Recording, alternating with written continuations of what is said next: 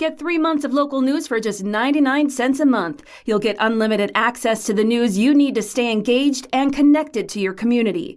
Visit inforum.com/subscribe now to get 3 months of local news for only 99 cents a month. A Fargo couple once mailed their toddler to Valley City. Hi, this is Tracy Briggs, and welcome to Back Then. These days, if a parent wants to send their child alone across the country to visit grandma or grandpa or some other relatives, they might just purchase a plane ticket for an unaccompanied minor. You might have seen these children. They're usually sitting alone in their seat, but the flight attendant and other airline officials are there to help them along the way.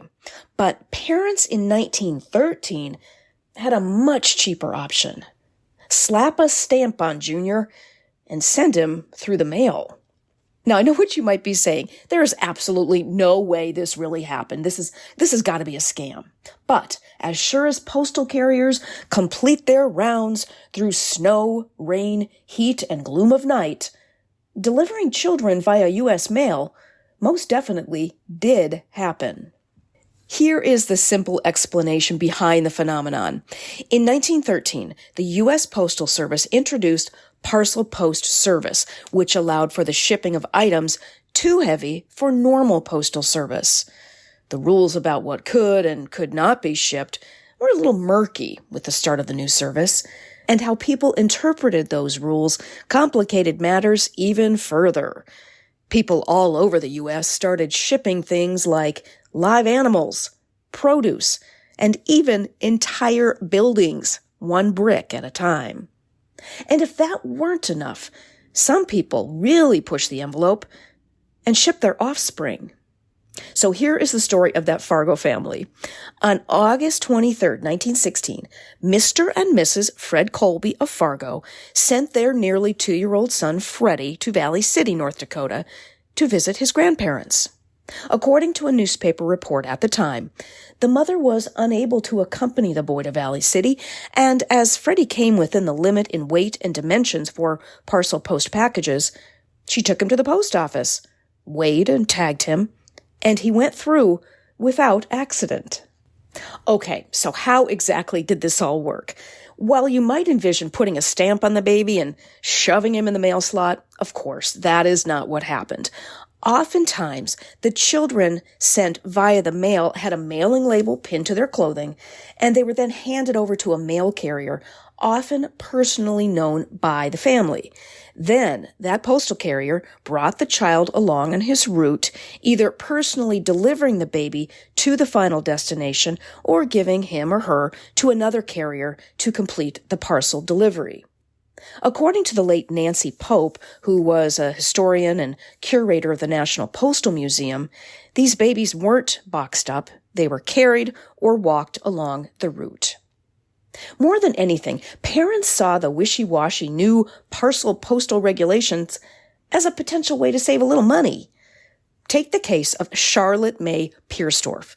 Pierdorf was just shy of her 6th birthday when her parents mailed her from her home in Grangeville, Idaho, to her grandparents' house 73 miles away in Lewiston, Idaho.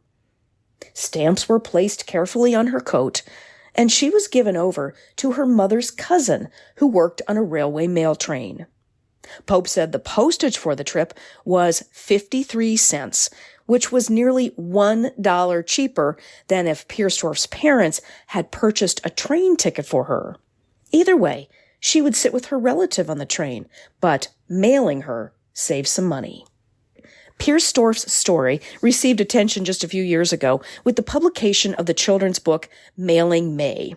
And I did take a look at this. Just Google it, and you'll find a link on YouTube that somebody's reading it with some really cute illustrations. So it's kind of a fun story, and I recommend you check it out. Again, it's called Mailing May. However, as early as 1914, the push came to stop the practice of mailing children once and for all. Montana officials stated they would no longer accept what they called parcels of humanity. Later that year, U.S. Postmaster General Albert Burleson issued directions to the nation's postmasters to stop accepting human mail. But some rural areas continued the practice, probably because many of them had personal relationships with their mail carriers, but even later they did stop it. In 1915, Illinois officials outlawed the practice, much to the disgust of one early 20th century Karen. This story is from the Freeport Journal-Standard in Freeport, Illinois, from Saturday, July 16th, 1915. I will read the story in its entirety. It's pretty funny. This, again, was in Bloomington, Illinois. A woman bent on sending her little 5-year-old son by parcel post to some small town in Tennessee created considerable excitement in the lobby of the post office yesterday. She blocked the trade at the stamp window for several minutes while she was arguing with the clerk about sending the child in this strange way. She told the clerk that she wanted her son to go on a visit to relatives in Tennessee, and that as she was unable to accompany him at the time, but intended to go about a month later, she decided to send the boy by parcel post. The clerk informed her that it was against the postal regulations to send any kind of livestock by parcel post, with the exception of baby chickens, and that she would have to send her boy in a different way from any afforded by the post office. She thereupon told the clerk that he did not know his business, that she knew that in other places people send their children through the mail in this way, and that she would take the matter up with the department and make him all kinds of trouble. The waiting throng of people in the lobby had a good deal of amusement at the incident. By about 1920, the practice of what became known as baby mail ended, but not before many postal carriers had fun staging photos with babies they knew. I would recommend you go to the story on inform.com, and you'll see some really cute photos of postmen with little babies in their mail bags. These were not authentic photos. They were just, like I said, people were staging them just for fun because they knew this was a really weird, quirky thing that used to happen. So what happened to Fargo's most famous mailed baby? What became of Freddy Colby? Good question. So I set out to find out through services like Ancestry.com and newspapers.com, but my results were a little bit mixed.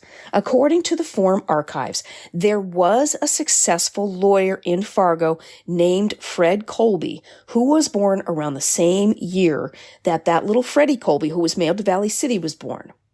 According to the records in the archives, Colby, the lawyer, also had ties to Valley City, like baby Freddy Colby. But there's a little bit of a difference in his father's name, and it appears a slight difference in when each family was living in Fargo. So, the Fred Colby, who was a successful banker, lawyer, and member of the Knights of Columbus in Fargo throughout the 20th century, may or may not have been the Freddy Colby who was mailed at the age of 2 in 1916.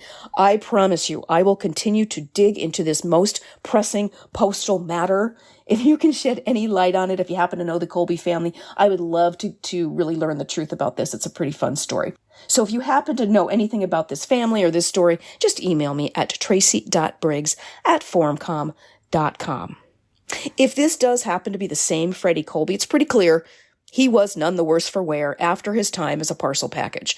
Even so, it's probably a good idea for the Postal Service to leave baby delivery to the stork. And thanks for joining me on Back Then. I hope you catch me next time. If you're loving this podcast, be sure to check out our full lineup. From news and local politics to sports and true crime, find your next great listen right now at inforum.com/podcasts. That's inforum.com/podcasts.